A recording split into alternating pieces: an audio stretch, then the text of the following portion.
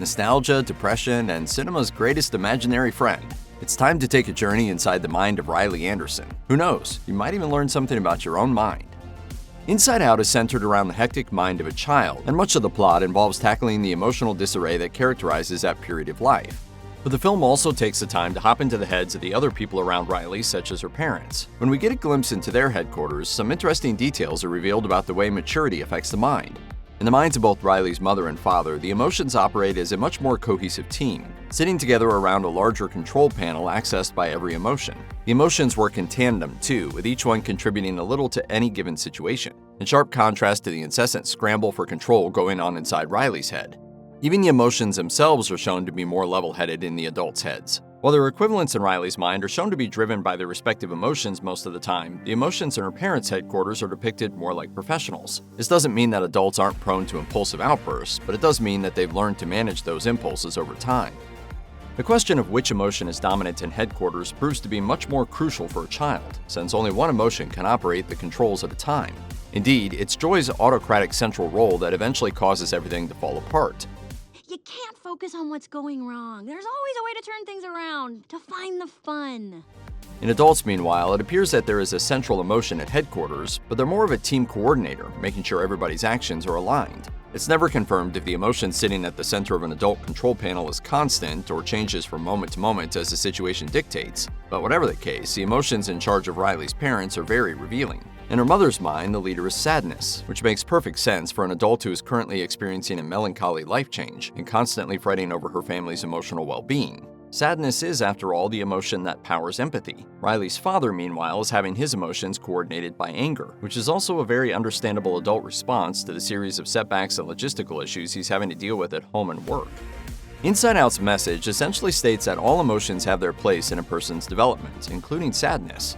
But a more seasoned viewer might also notice that the film goes beyond that message, and even enters more incisive thematic territory in the way that it analyzes the role of joy in Riley's mind.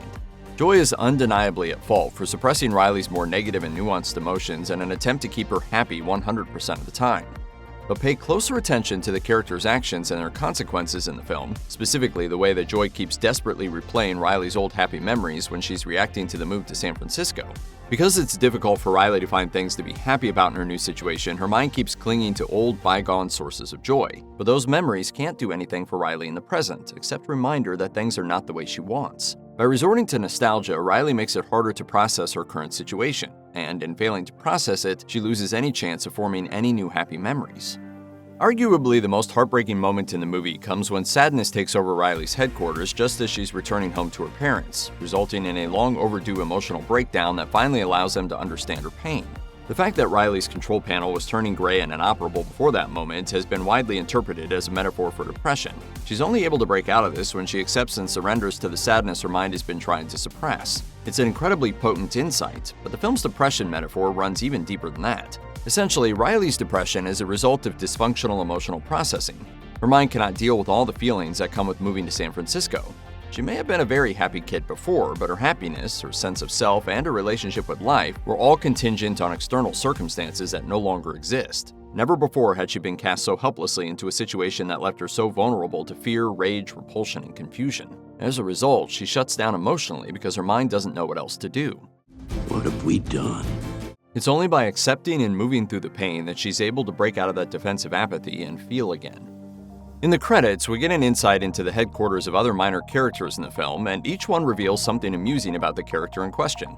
Riley's school teacher, depicted in a bout of frustrated boredom at her students' disinterest in her class, is shown to be led by Joy. This may seem odd at first, but it makes sense. The ability to remain cheerful makes for an indispensable tool in a middle school teacher's arsenal. The perpetually annoyed cashier at the pizza place is managed by disgust, which tracks with her dry attitude toward her customers. Since disgust is the emotion of social and aesthetic judgment, it's also no surprise that someone who has to deal with customers all day would default to being led by it. The cool girl at Riley's school is, of course, ruled by the constant fear she has of being exposed as a fraud. We even get a glimpse into the real-life Jangles a clown, who despite hating his job is ruled by joy. A nice rhyme with the school teacher, as they're both adults whose professional lives revolve around keeping kids entertained and engaged. When joy and sadness lost somewhere in the recesses of Riley's mind, it's up to fear, disgust, and anger to run headquarters in their absence. At one point, fear gives up trying to salvage Riley's emotional state and attempts to quit, leaving headquarters through the same tube that sucked up joy and sadness. Emotions can't quit, genius. The emotions can't quit, but joy and sadness were very much removed from headquarters, which was functionally identical to what fear tried to do. This seems to suggest two things. The first is that while emotions can be accidentally ejected from headquarters, an emotion can't voluntarily self-eject. Our feelings might get messy for any number of reasons, but we're not allowed to choose which ones we get rid of. The second is that fear can't remove itself from our minds out of, well, fear. There's an argument to be made that fear is the most primal of all human emotions, the base instinct to evade danger and keep ourselves alive and healthy. We can block out our sadness, our anger, and even our joy, but fear isn't something that can be suppressed. It's always there to some degree, an omnipresent participant in decision-making processes.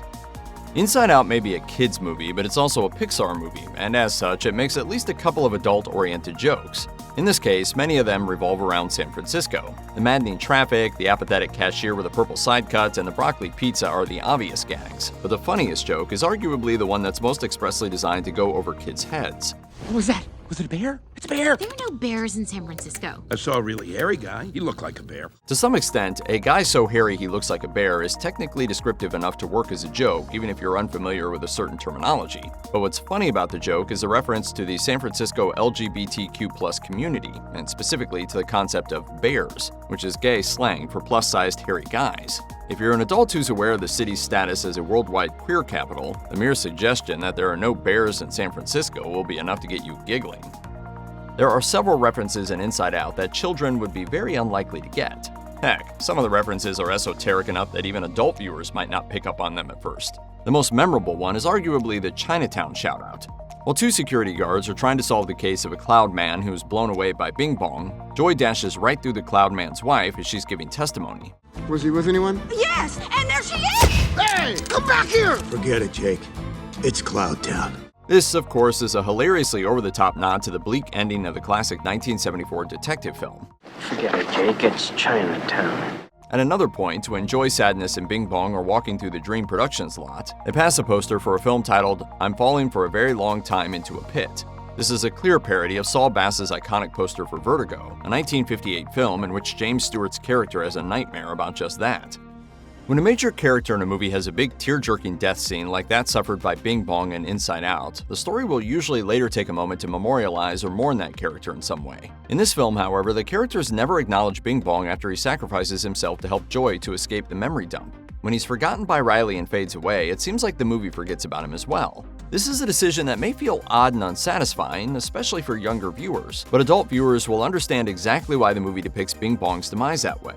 The very source of melancholy underlying Bing Bong as a character is the fact that he's an anachronism, a relic of early childhood with no place in an older mind. He's a walking reminder that childhood ends and never comes back, and once it's gone, it's also largely forgotten. All the ideas and imaginative adventures that make up each child's own universe fade away after a while. They're not mourned, they're not eulogized, they're not missed, they just go, and so does Bing Bong.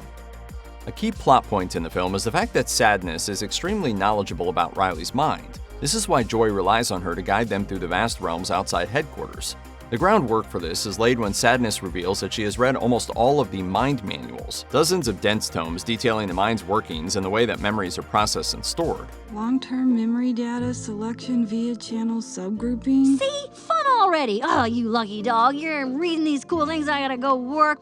While this may appear to be a mere joke about the fact that Sadness is left out of headquarters operations and ends up reading a lot to pass the time, a closer reading reveals something crucial about the film's themes.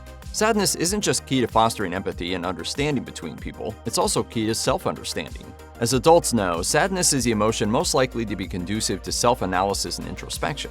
Poets and philosophers alike have described sadness as the emotion of the resilient, the mark of those capable of facing the human condition head-on. No wonder Sadness knows the rules of Riley's mind so well. She's the only one who has bothered to have a look at them. And without Sadness, Joy could never have found her way through Riley's mind.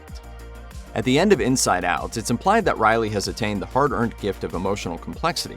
She can now produce blended memories, and her expanded control panel suggests that her emotions will finally be able to start working together. But that's not the end of the movie's message about the interplay between emotions. It doesn't seem to be a coincidence that joy is the only emotion that features another emotion's color in her design, deep blue in her hair and eyes. She's also the only one who experiences another emotion besides her own to a blatant degree.